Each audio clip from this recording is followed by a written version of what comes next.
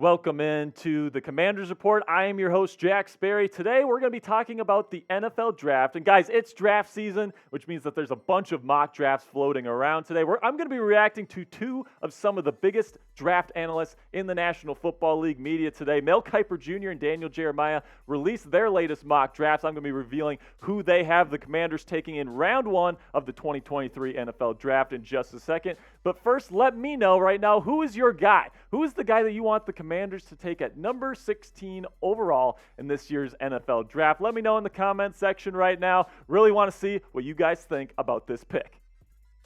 All right, so we're going to start with Mel Kiper Jr. here, and he has the Commanders taking cornerback out of Mississippi State, Emmanuel Forbes. Now, I'll get to what I think about this pick in just a second, but first let's hear it from the man himself here, Mel Kiper Jr., his thoughts on this selection. I'm a huge fan of Forbes, who is rail thin, but really fast. He ran a 4.35 second 40-yard dash at the combine, but weighed in at 166 pounds, making him the lightest prospect at the position. He's going to get bigger, of course, but some teams will be scared off by his size. Then he goes on to say the Commanders should capitalize. Forbes is a ball hawk who picked off 14 passes over the past 3 seasons. One of those was a pick 6 off of Will Levis and could be an all-pro player. He has gone up against some of college football's best wideouts and consistently held his own. And held his own he did, man. Like last year, he was one of the best cornerbacks in college football. He was third in the country in interceptions there.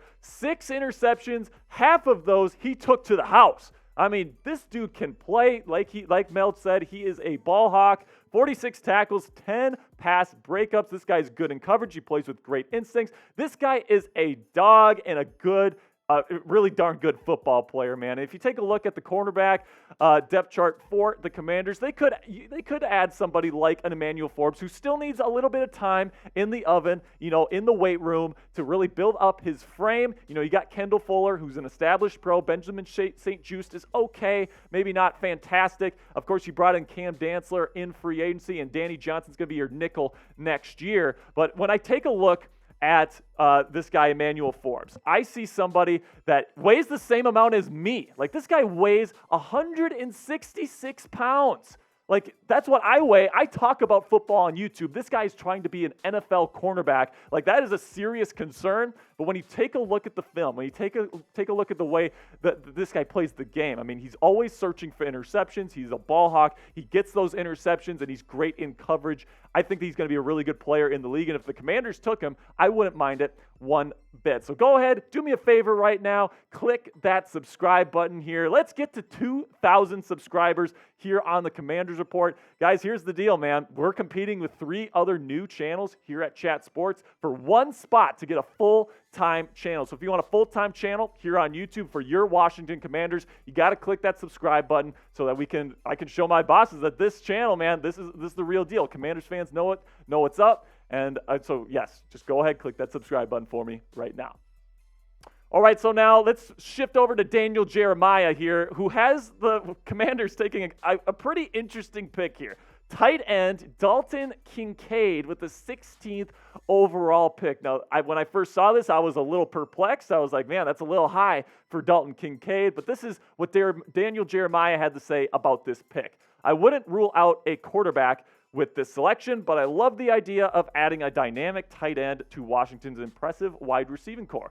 I'm excited to see what Sam Howell can do as the starter for the Commanders. Now, Dalton Kincaid, he's definitely dynamic. He's probably, in my opinion anyway, the best receiving tight end in this year's NFL draft class. You take a look at his numbers from last season, 70 catches for 190 yards, 890 yards, my bad. And then, of course, those 8 touchdowns. Like, this guy is a fantastic receiving talent.